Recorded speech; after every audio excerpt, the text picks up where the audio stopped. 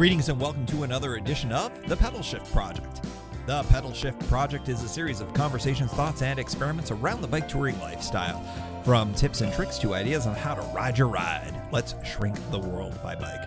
Show notes and more are available at pedalshift.net/193, and you can email the show pedalshift@pedalshift.net or call the voicemail hotline at 202-930-1109 and check Pedalshift out on all the socials as well.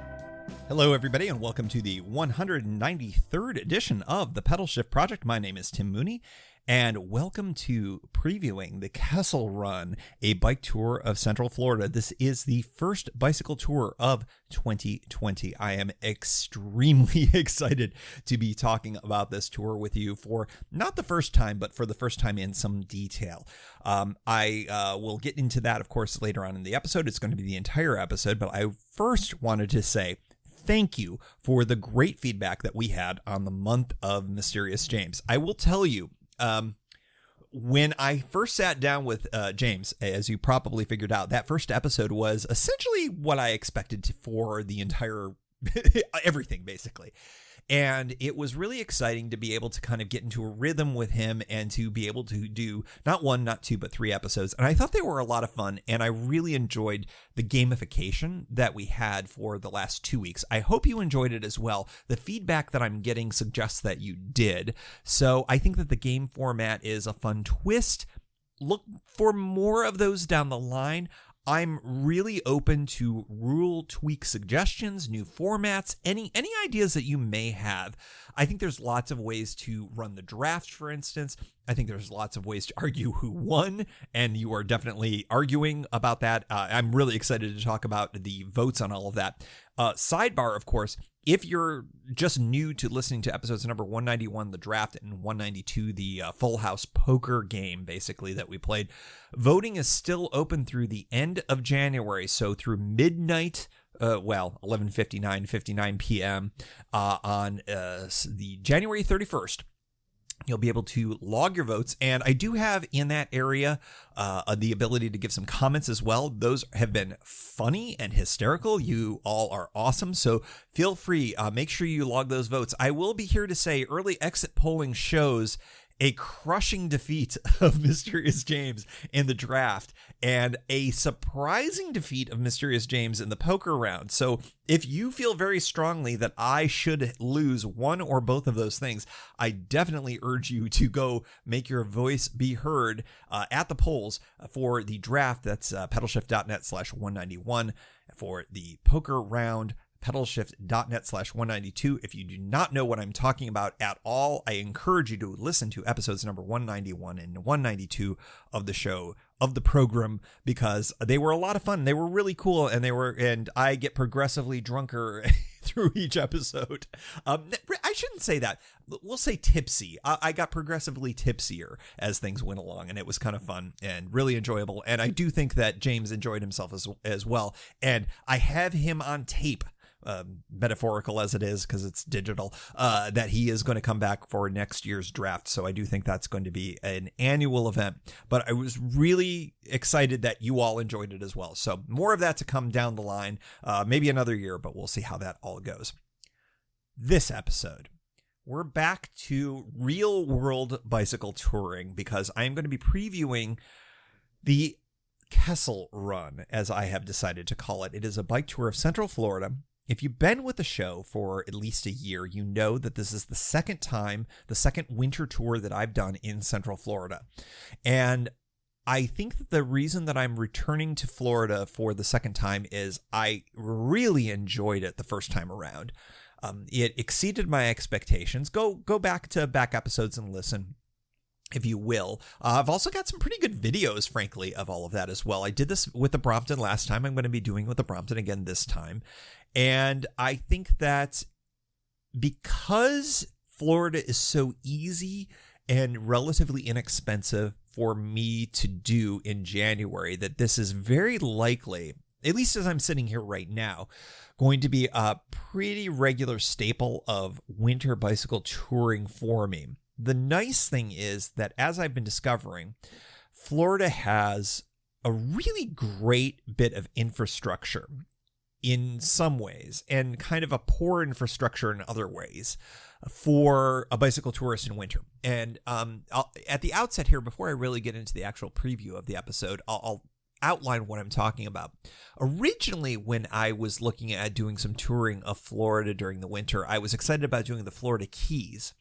And what I discovered is that if you're focusing in on camping, it's difficult to get good camping spots in some parts of Florida, particularly South Florida and the Keys, during the winter, unless you're planning way, way, way in advance. They book up quickly. They tend to be very car camping oriented and are priced accordingly. So if you're used to relatively low expense camping like I am, you're not going to get that during this time of year. Now, of course, you're also not going to get this kind of weather in many places this time of year. So, you're paying for essentially the weather if you're living in this part of the world. If you're living elsewhere outside of North America, of course, we're in the throes of winter here.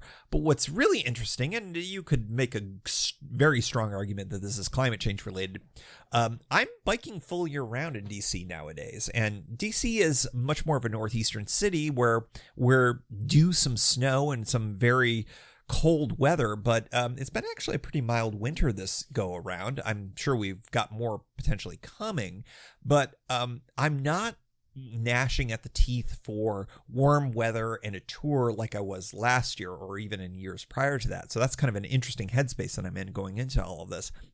All that being said, I'm super excited to be going to Florida. I'm super excited to be exploring alternatives to touring in Florida this time of year. If camping isn't as easy or isn't as good as I would like in my other touring explorations, for lack of a better way of putting it.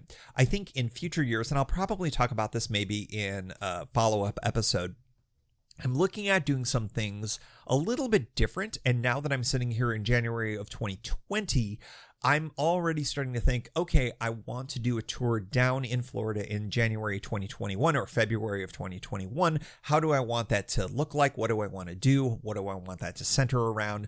Things along those lines. And I may even talk about that because I very rarely plan a tour this far in advance, but as I've been finding, for this time of year in Florida, you may want to consider doing that. So that's going to come in potentially a future episode and maybe future planning episodes. You may not be hearing about this until, say, next year and be learning that I have planned things 11, 12 months in advance. So I'm going to throw all of that out there as a precursor to all of this. As a bit of a preview to the preview, I started planning this trip probably last fall as I'm sitting here. And the reason was because I knew that the camping situation was unlikely to be something that I'd be doing. I would most likely be doing a repeat of last year in terms of Airbnbs, non-camping lodging alternatives. Not a place that I'm normally the most comfortable with. I shouldn't even say that way. Not the typical type of bike tour that I'm comfortable with. I tend to like to do camping. I tend to like to be self-sufficient. I tend to even be a little bit off-road in parts. That's not what these types of tours tend to be for my planning purposes. In fact, last year, as you know, it was all road. It was all hotels or Airbnbs. This year is going to be no different. This year, as I mentioned in the live show back last fall, so if you've heard this already, this is going to be a little bit of a repeat, but for folks who were not a part of the live show or did not listen to the repeat of it that was here on the main feed, I'm going to repeat a few elements of what the Kessel Run is going to be all about. So it's very similar to last year's Florida tour in the sense that it's going to be in the central Florida area, but it's going to have a decidedly Star Wars twist, hence Kessel Run. I'm going to fly down and I'm going to enjoy a day nerding out at Star Wars Galaxy's Edge. This is not a commercial. That's just the name of it. That's a portion of the Disney Hollywood Studios that is all about Star Wars. If you follow the show even nominally, you may have noticed a few Star Wars references here and there. I'm a bit of a Star Wars fan. I started off at 5 years old going to the original film, A New Hope, and it has been a part of my life ever since then.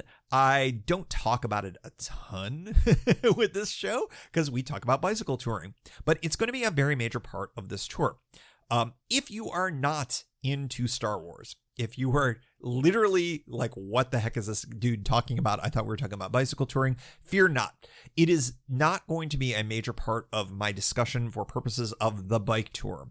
I will mention that if you are at least a little bit interested in the fact that I'm going to be centering a piece of this tour on a Disney park and doing stuff around Star Wars and all of that kind of stuff, and you are interested in that, I am going to do probably some kind of an episode, maybe two. I don't know yet. It's just going to depend on how it all records out.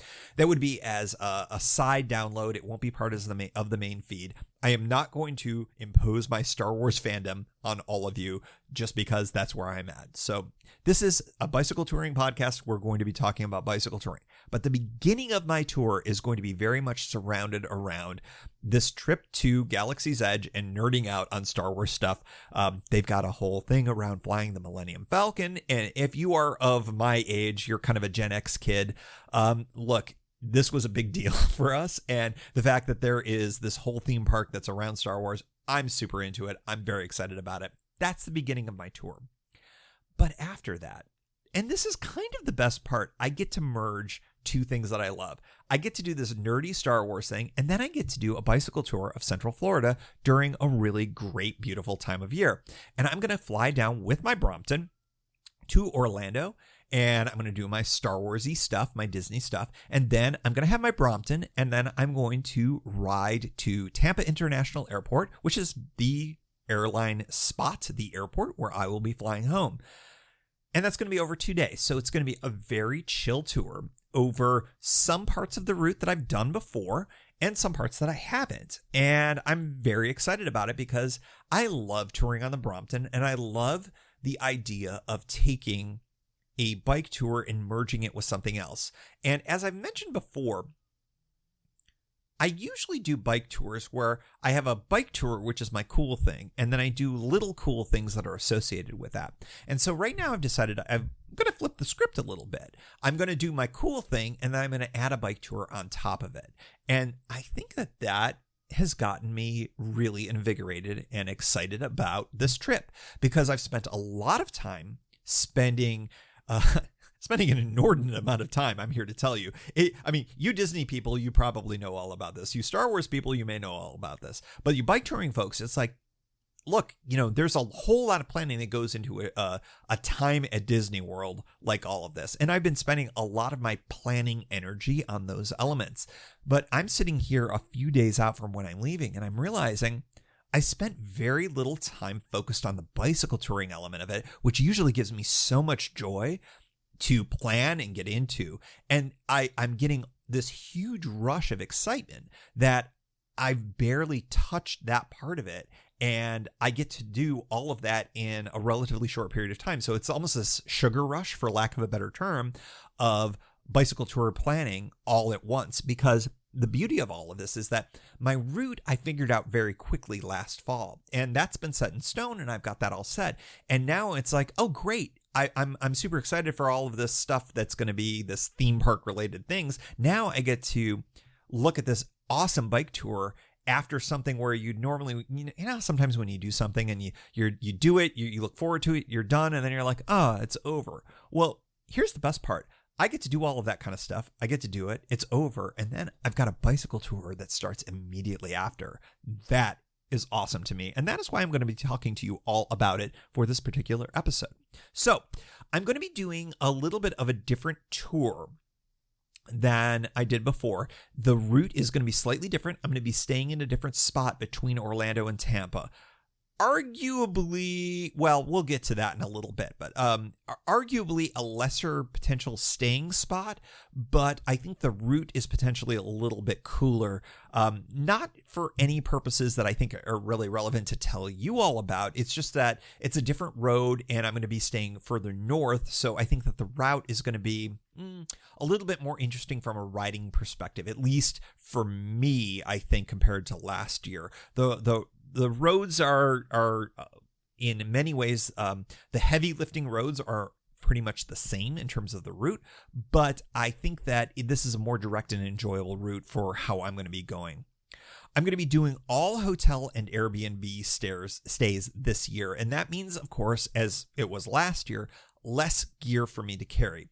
that's nice because as we're going to get to in the challenges section coming up, I've got some challenges given the nature of this trip with how I carry things. So I'm going to be very focused on trying to go as light as I can from a bike touring perspective, because it's possible I'm going to have some, shall we say, outliers that I'm not even aware of right now to be able to carry on a folding bike on a Brompton in a way that makes this all work. More to come in the challenges section. This is a shorter tour than I would ordinarily like, but I'm hoping to get in a longer tour this spring. I've already got some ideas. In fact, I've already got a time sort of roped off. It's just a question of where I end up going, and well, we'll get to that in a later episode, of course. But I think that winter tours for me, I like the fact that this is essentially a long weekend. And I think that that's also good from the perspective of weather dodging.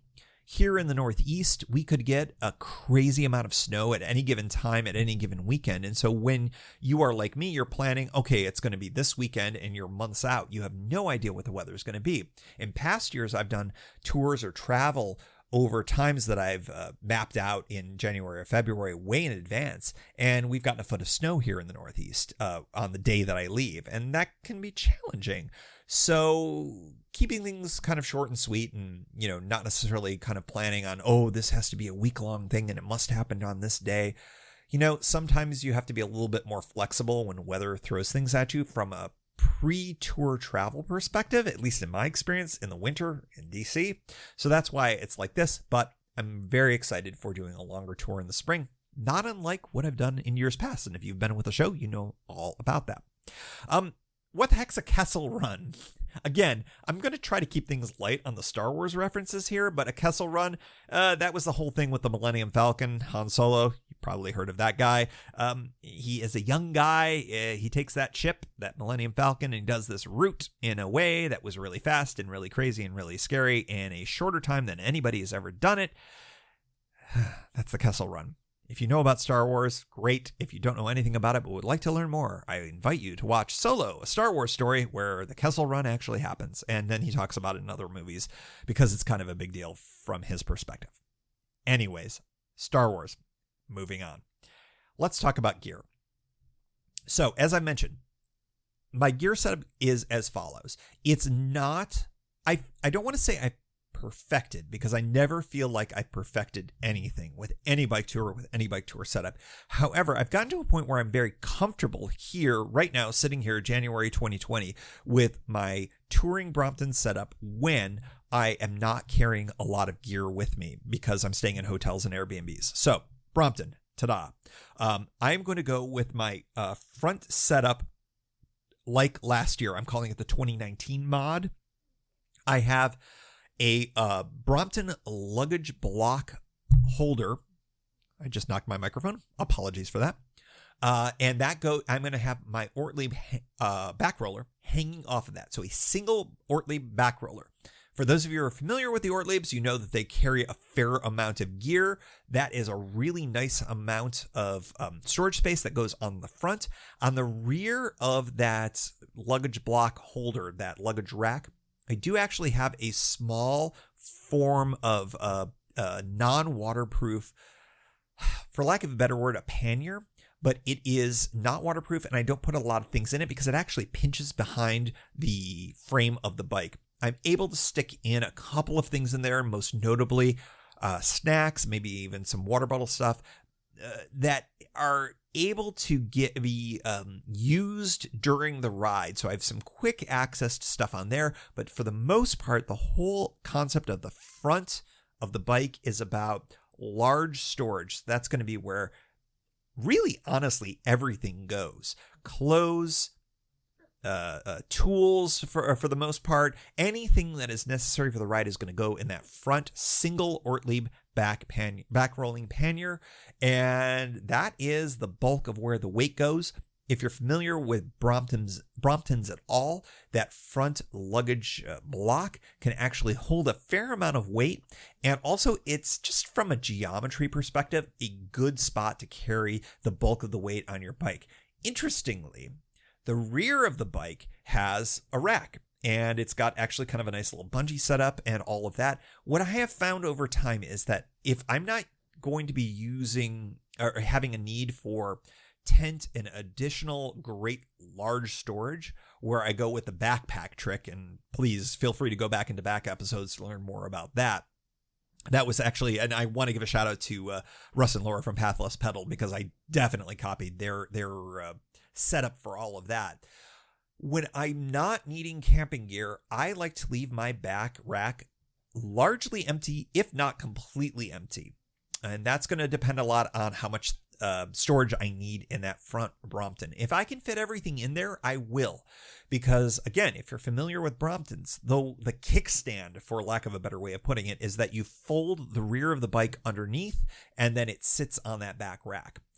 If I can get away with doing that, I will. However, I found that when I do this method, that I tend to need to store one thing on the rear rack, and that is my large duffel, which is what everything is going to be stored in when I am not on the bike. So for instance, when I'm flying, when I'm transporting between hotels or whatever, we're going to get into more of that in a little bit as well, that may get rolled up and put under the bungees on the rear rack. I do have a video from last year. It's actually in front of the Washington Monument, of all places. So if you do want to see this setup, it's on my YouTube channel. So go check that out. Just go into YouTube and then put in Pedalshift in the search field, or go to pedalshift.net and click the YouTube button up on the top bar there, and you'll be able to go check that out, because that gives you at least a visual sense of what I'm doing there.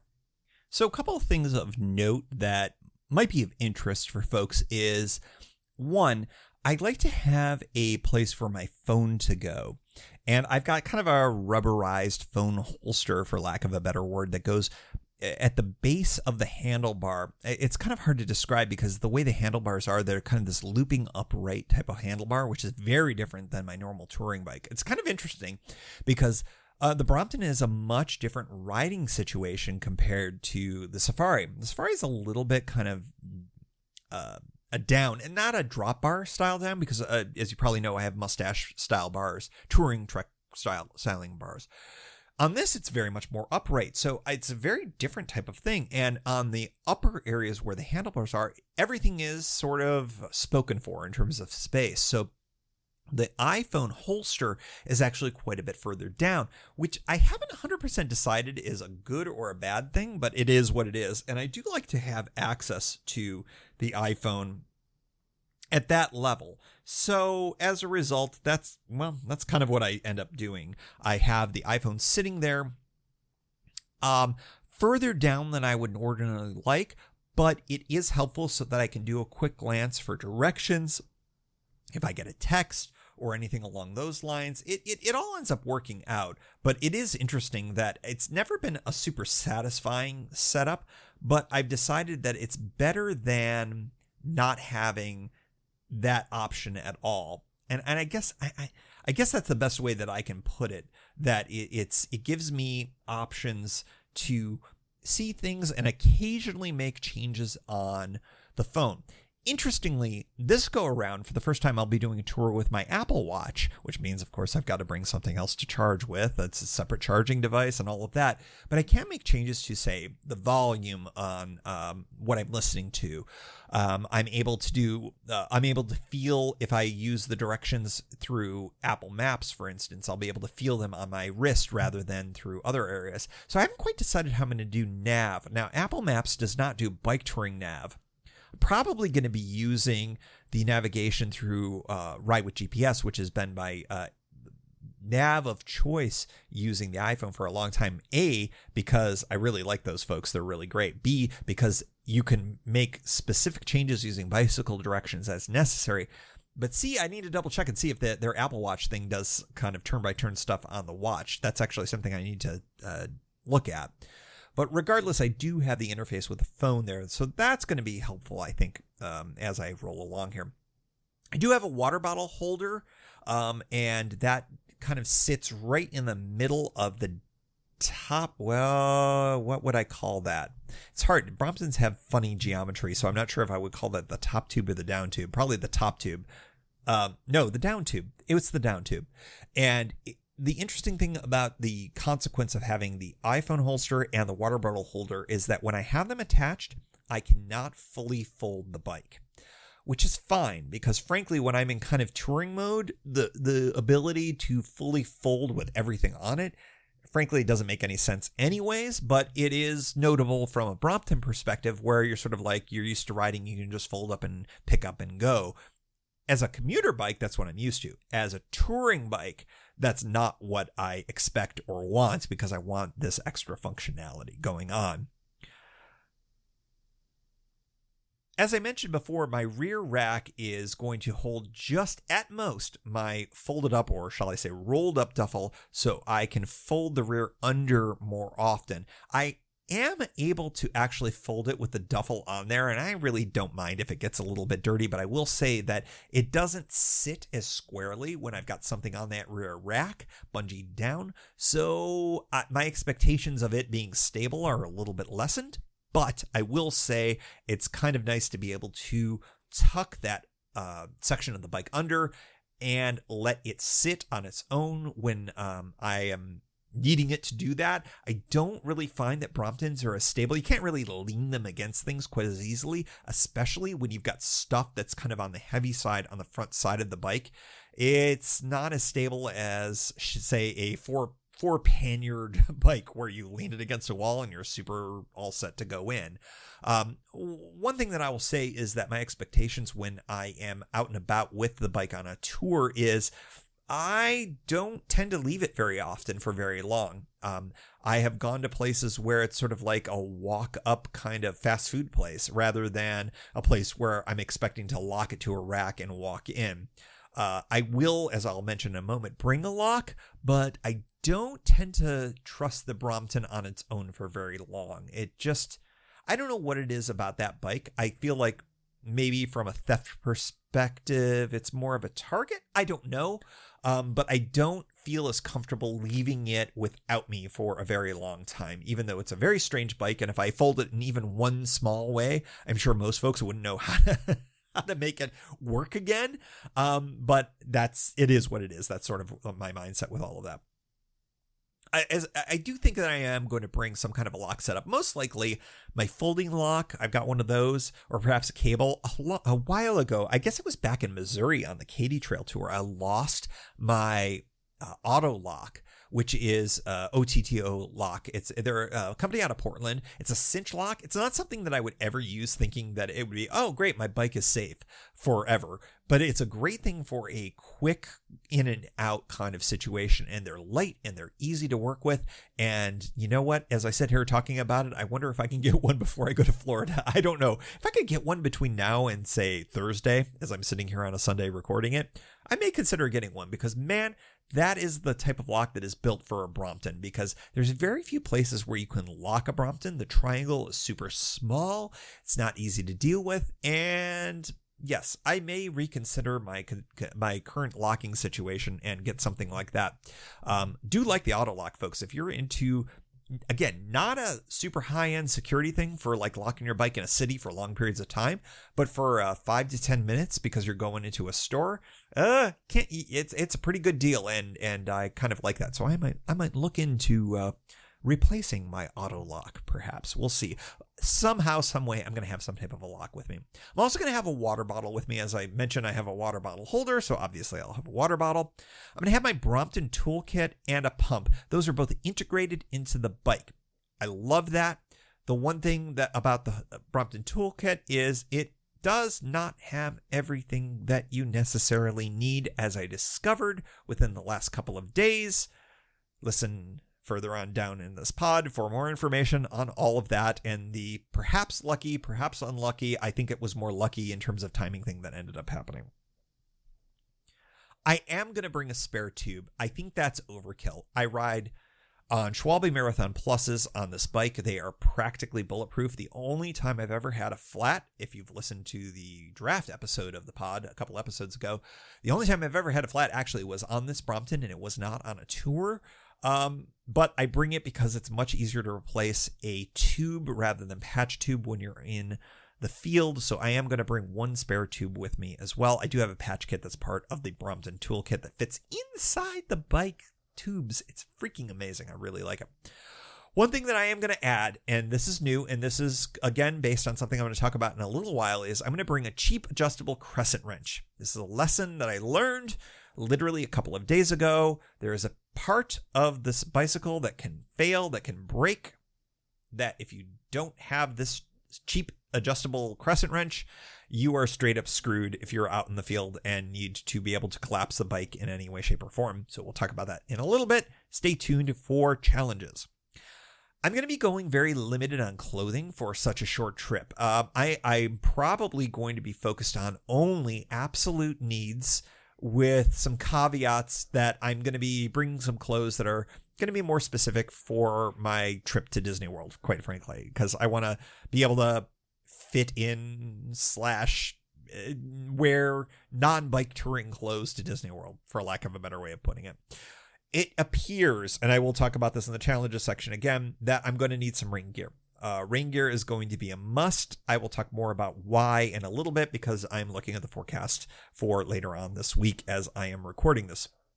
I may only bring one pair of pants and a couple of wicking base layers and a puffy vest to stay simple and extra light. Of course, I will bring changes of underwear. Yes, absolutely. I will not wear just one piece of underwear. That's actually the thing I'm going to bring multiple pairs of. Socks probably as well. Wool socks and trail shoes. I'm most likely only going to bring down the one pair of trail shoes, because I think even if they get wet, I can figure out ways to dry them if I need to, because I am going to be staying in hotels or Airbnbs on every single night. So for if they get wet, I have my ways of drying them. They usually involve hair dryers. Simple hack, right? I'm looking to replace my helmet, so I have been considering maybe to get a new one shipped down to one of my hotels rather than carrying one down. But as I'm sitting here right now, that felt like a good idea back when I first wrote the show notes for this, but I'm kind of voting against that. I think when I do my packing on Wednesday and Thursday of this week, basically the day before when I leave, I'll decide whether or not bringing the helmet is a burden or not. I mean, I'm going to have to bring the helmet back if I ship a new one down. But, maybe this is a scenario where I bring the current one down. It gets one more good ride, Viking funeral for it. And then we bring it back and then it gets retired in some way, shape, or form. And then I replace the helmet for the spring tour. I don't know if I want to get into the complications of hoping that the helmet gets down there, because I do definitely want a helmet for this ride. Florida, I found last year, I felt fine. I felt perfectly fine. It's not a great state in terms of bike touring safety, just in terms of the ratings and whatnot. My route, I feel, is safe-ish, but there's no separate bike infrastructure. It's rural roads. And I do think that having the protection of a helmet in that scenario makes a lot of sense. So I think that as I'm sitting here right now recording this, that it's more likely than not that I'll bring my helmet down and then consider replacing it in the future. But it's still, as an outside chance, I've got a few days to potentially consider getting a new helmet and shipping it down. More to come. You will learn the outcome of that decision in a future episode of the Pedalshift Project. Challenges. Interesting. This should not be a challenging trip when all is said and done, but an important element of my Brompton broke literally a couple of days ago, and it was really interesting. I was coming home from a work-related venture, and when I was trying to drop the seat, the clamp that closes that literally broke, and it's a piece of plastic. And let's take a 15 to 20 seconds to talk a little bit about Bromptons. Bromptons are really well built. They're awesome bikes, but they have a curiously high amount of plastic parts in important areas, the seat clamp being one of them. And it literally just busted. And because over time, it's ratcheting, an important friction point to bolt the seat post into place. Consider if on a standard touring bike, if you were raising and lowering your seat post every single time you rode, that is literally what you do every single time, usually twice when you're riding a Brompton, because when you're folding it up to store it or put it away, you are dropping and lowering the seat. And that is actually, every repetitive motion puts stress on the parts, and the clamp is plastic. And there's lots of interesting areas on the Brompton that I would, if it were me, would choose for something that's not plastic, but these are plastic. And this one, over, what was it? Maybe 4 years, it finally broke, and I had to go get it replaced. And it was great. I was very fortunate that in the situation that I had, I was able to get it up and I was able to ride home. I just wasn't able to fold it once I got home until I had a wrench to be able to kind of wrench down the other part. I was able to do that. By the way, when I mentioned that I'm going to be bringing an adjustable crescent wrench, this was the part that I discovered that was unadjustable with my Brompton toolkit because it's just too big. There's no wrench section in the toolkit that, at least that I could figure out, that would work. So as a result, I'm going to be bringing a small adjustable wrench as a part of my toolkit, or as an additional toolkit, just in case something goes crazy with all of that, because as I discovered, there are parts of the Brompton that cannot be adjusted, fixed, etc. with that existing toolkit, as awesome and as cool as it is. So that is the kind of a full circle on all of those issues. Shouts out to the folks at Bicycle Space here in Washington, D.C. They're the Brompton dealer. And Gil hooked me up. Every time I go to Gil gives me a little bit of grief about the fact that I did the build the way I did. For whatever reason, he doesn't like my speed hub. He thinks that was a waste of money. And he and I agree to disagree, shall we say. And thank you to the folks over in Portland, Oregon who helped me build that. So you and Gil, you disagree, but Gil's awesome. Gil's sort of like Jedi level, again, Star Wars reference, of a bike mechanic for Brompton. So I'll trust him, but I will disagree with him on this piece of the build. Weather is a wild card. Last year, as you may recall if you were with the show, or if not, go listen to the back episodes. Last year was stellar. This year, interesting. It looks like there's going to be some rain at the tail end of my evening at Galaxy's Edge in Disney through the night and into the morning. And it looks like it's actually going to be kind of on the heavy side. Now, I'm sitting here past the point where I say weather forecasts are for entertainment purposes only, but before the point where I would say that this is a locked in kind of thing. So we'll just go with this as a likely scenario rather than a for entertainment purposes only weather forecast. But it does look like that I'm going to get rained on a little bit at the tail end of my experience at Disney and at the front end potentially of my bike tour. That being said, I might redouble my attitude. I don't have a ton of miles on either of the 2 days. Not from the perspective of what I normally do. I would say that it is somewhere between 1/2 and 2/3 of my usual daily mileage. So from my perspective, this is a pretty chill couple of days of mileage. That being said, you never know what can happen. You never know what's going to go down. And usually I like to start early and have buffer time in case, stuff goes down. I think on day one, I may redouble my perspective on shifting that. And that is, I may just sleep in a little bit. I may check out at checkout time, and I may leave and get basically to my start point closer to, say, noon, rather than leaving at the crack of dawn and, 7 a.m., 8 a.m., whenever the sun gets up this time of year. And that's fine. I think that I'm going to roll with the punches and see what goes on because, frankly, I'll have rain gear. I'll be prepared for things. But, when you've got a choice between getting up early and riding in the rain for a piece and not, maybe you choose not. So I think that's what I'm going to be looking at. Of course, you're going to be hearing more about this in the tour journal episodes that are going to be coming down the line. Aside from the rain, I think the temperatures look great.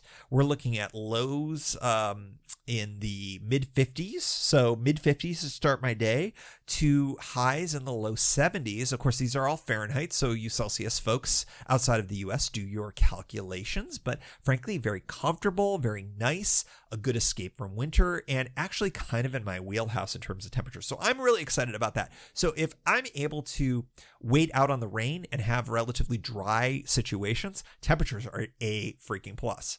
Prevailing winds. Yeah, you just learned recently that Mysterious James has become deactivated by headwinds and side winds. And frankly, he is not wrong. I think that headwinds kind of suck. And I'm going to be going, instead of from west to east, I'm going to be going from east to west. If you know anything about this part of North America, I'm going to be going against the prevailing winds. So it's entirely possible that I may have headwinds for both days. So although my mileage may be lower than normal, I may be having challenges of headwinds the entire time. We'll see how it goes. I don't know what it's going to be like. Could be very late winds that come at me, or it could be kind of on the strong side. We'll see how it goes. You'll, of course, hear more about that. That's going to be a real challenge. Frankly, maybe one of the more higher-end challenges that I face. One element to all of this that I think is of a particular challenge is, as I mentioned, I'm going to be going to a theme park that is of a topic that I'm kind of into. And, well, if you know anything about Disney, they love selling stuff. And there's one thing about Galaxy's Edge and the Star Wars merch that will be there is that I have a bunch of things that might be coming back with me. And I have challenged myself that I am going to restrict my purchases to only things that I can carry with me on the bicycle. That is something that is going to be very interesting because there are a couple of things that, well, frankly, they're not going to fit very well. I'm just here to tell you. So it's going to be very interesting. I don't want to spoil it. And again, I don't want to get into too much Star Wars-y stuff. But it might get very interesting, and I think that that's going to be better saved for a future episode of the Pedalshift project. But I'm going to challenge myself that whatever I buy, whether it is a gift for my nephew, who is a burgeoning Star Wars fan, a 5-year-old Star Wars fan himself nearly, who has a birthday coming in February, that if I buy something for him there, I'm going to be carrying it back with me. So I'm trying to figure out ways to make sure that I can ride safely, ride with alacrity, and ride back with all of the stuff that I buy. That may be the bigger challenge than the headwinds. So more to come in the future on all of that. Interesting, right? We always talk about, we try to make sure that we carry the right gear and we have the right stuff with us. I may be carrying back stuff that has nothing to do with a bicycle tour that will make this bicycle tour slightly more challenging. More to come in a couple of weeks. Traffic near my bicycle tour is, as I mentioned before, robust in parts. I'll be coming from a major metropolitan area, at least the burbs of a major metropolitan area in the Orlando area, going through an incredibly rural stretch of Central Florida, and then eventually re-entering areas of Central and I guess we'll call it Western Florida, the Gulf Coast of Florida. That are, again, we get into exurbs and then suburbs and then to the city itself of Tampa. That's get more interestingly challenging. Traffic near my first night, I'm going to be staying in a town called Plant City, which is different. I stayed in Lakeland last time, which was a lovely town. I'm going to be staying in Plant City this time. Traffic around there is a real question mark because this is a deviation from the route, as I mentioned before. I'm interested and excited about this route, but I'm not going to be going through the same town that I did before, so it's going to be different. As I look on the map, as I look at Google Street View and whatnot, it looks fine, but it's going to be different. And it also looks a little bit busier in some ways. So I think that's going to be an interesting challenge. There are multiple different ways to deviate from my course. I think I'm going to try to stick with my Ride with GPS course as much as I can. But you never know. Roads can get bad. I've noticed that at least in my singular experience of riding through Central Florida before, when the roads got bad, they tended to have a sidewalk option.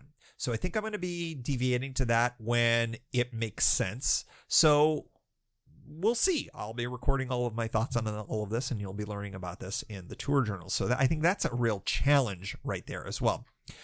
Final challenge. I have plenty of time. I have all day Saturday. I have all day Sunday as I ride. However, there's a bit of a race on Sunday. My flight leaves on Sunday at a specified time from Tampa International Airport. I suppose I could get a later flight if I needed to, but I have a deadline. That is the finish line, to get to the airport in time to be able to fold up my bike, get it into a bag, be able to check my bag and get on that flight. So really, from the moment I get up on Sunday morning, I'm under the clock, and I don't have that really in the same way normally. Often where my tours will end, it'll be like, oh, well, okay, maybe I rent a car and I drive back or whatever, but I have something where there's a ton of buffer time and a ton of buffer opportunities for me. Here, I'm challenging myself to ride directly to the airport. And that's going to be kind of an interesting first for me and for you as well, because you will get to learn more about that in a future episode of the Tour Journals. And I think that that's kind of one of the more fun elements of the tour for me, is that my hope is that I can ride up directly to the airport. I believe, based on what I have seen, that it is not safe to ride up to, shall we say, the curb of the arrivals departures area of the Tampa International Airport terminal. However, it does seem like it is safe and reasonable to ride to the rental car pickup area. And that is what I think my plan, well, let's call it the plan 1B is. If I can figure out a way to safely go to the terminal, I would love to be able to ride right up to it. But if I can't figure that out between now and then, I do believe that I've already figured out a pre-plan to ride to the car rental terminal, and that would be my plan 1B. So worst case scenario, I'll do that, and I think that kind of counts. I fold up everything, I get everything into my bags, I hop on to the rental car shuttle to the terminal, and there I am. I'll count that as the airport. So I think that's kind of fun, but a challenge nonetheless. All right, next section is fun. What kind of fun am I going to have? I've been so focused, as I mentioned before, on the Disney/Star Wars part of the trip. I'm literally just now getting extra excited about the ride. I think that that is a fun element to all of this. I'm going to have a fun time as just a loser Star Wars fan, touristy element of the trip. And then I get a bike tour on top of it. I can't even tell you how excited I am that I get to merge these two things together, and that so much of what normally is my primary motivation, bicycle touring, has actually become, was, at least until right now as I'm talking about it, kind of a secondary thing. But now I'm kind of co-equally excited, which was the whole idea of this adventure. This is going to be a nice escape from DC. Not to get into what's going on in the world these days, but DC, I'd like to get away for a few days. It's going to be fun. It's going to be amazing. It's going to be great. I'm going to have a lot of fun. I know the Kessel Run elements of this trip, and I think I've said this several times on this show in the last 40-ish minutes, 50-ish minutes of the pod, doesn't appeal to many of you out there. So I'm going to be focusing on the bike tour elements of things here on the pod exclusively. You're obviously going to get elements of what's going on from the start of things, and the fact that obviously it's starting in the Disney World kind of area.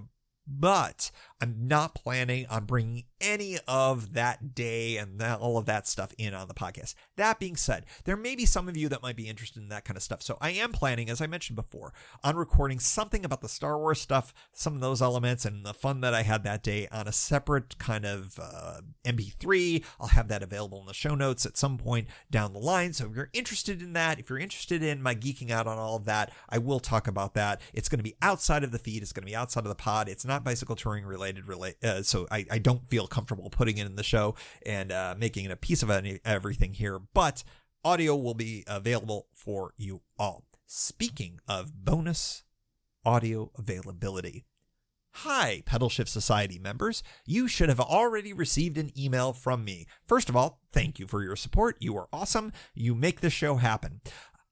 You are going to get my usual real-time recordings in the bonus feed. The bonus feed has changed because, hello, we're in 2020, brand new feed. Check your email. You will have the new feed available there. The nice thing about that is if you'd like to put it into your podcast app of choice, you've got the availability to do that.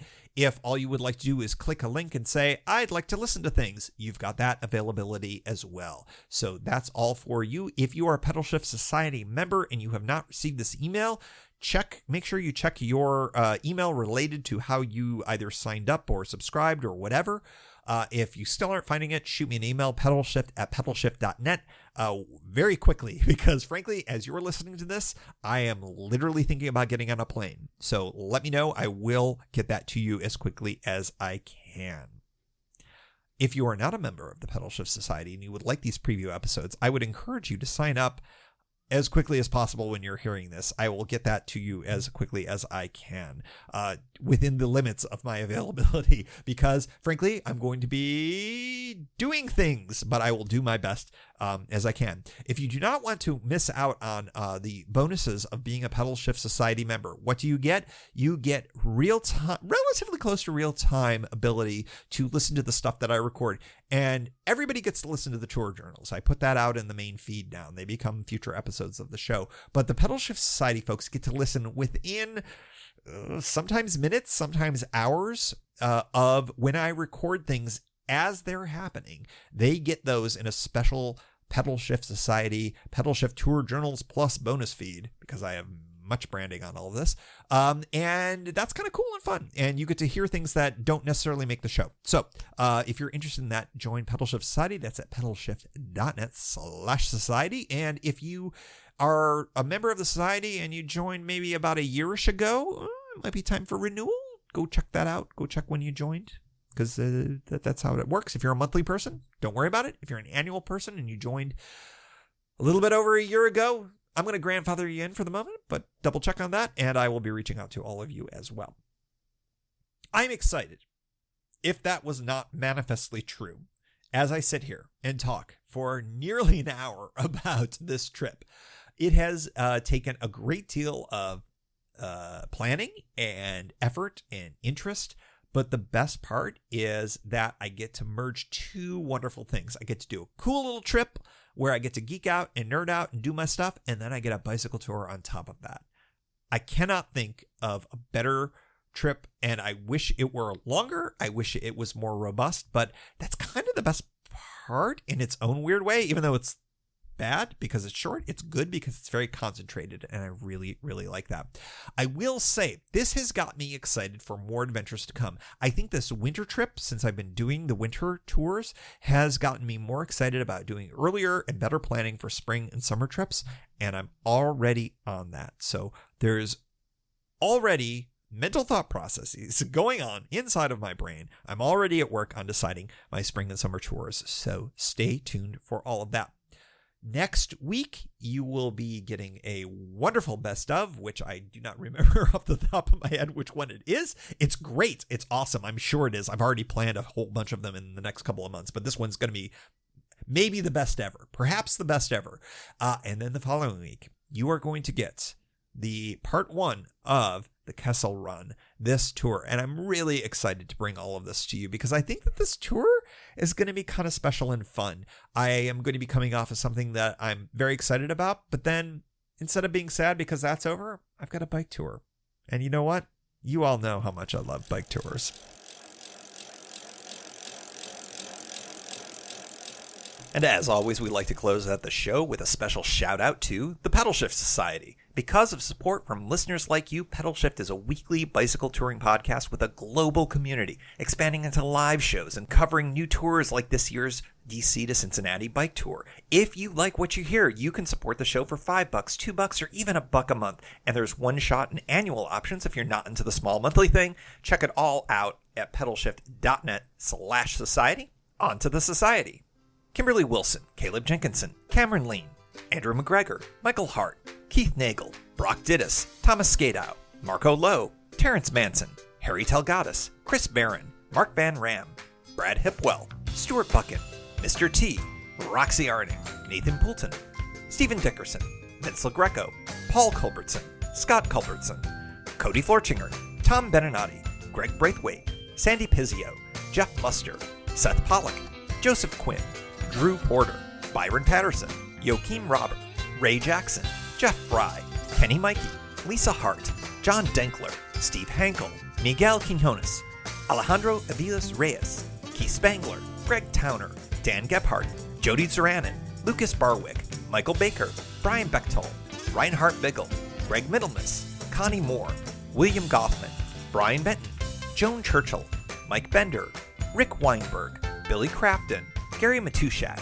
Greg Latois Lopez, James Sloan, Jonathan Dillard, John Funk, Tom Bilch, Ronald Paroli, Dave Roll, Brian Hafner, Misha LeBlanc, Ari Messenger, David Grotke, Todd Grosbeck, Wally Estrella, Sue Reinhardt, John Lecco, Stephen Granada, Philip Muller, Kevin Olhausen, and Robert Lackey. And thanks also to all past and anonymous contributors for helping make this show happen. Thank you for joining. You can find Pedalshift at pedalshift.net for more great bicycle touring content. You can hear the Pedalshift project through Apple Podcasts or your favorite podcast app. Opening music courtesy of Jason Kent off his self-titled album. The track is called America. Check out his band Sunfield's latest release, Mono Mono, wherever cool music is available.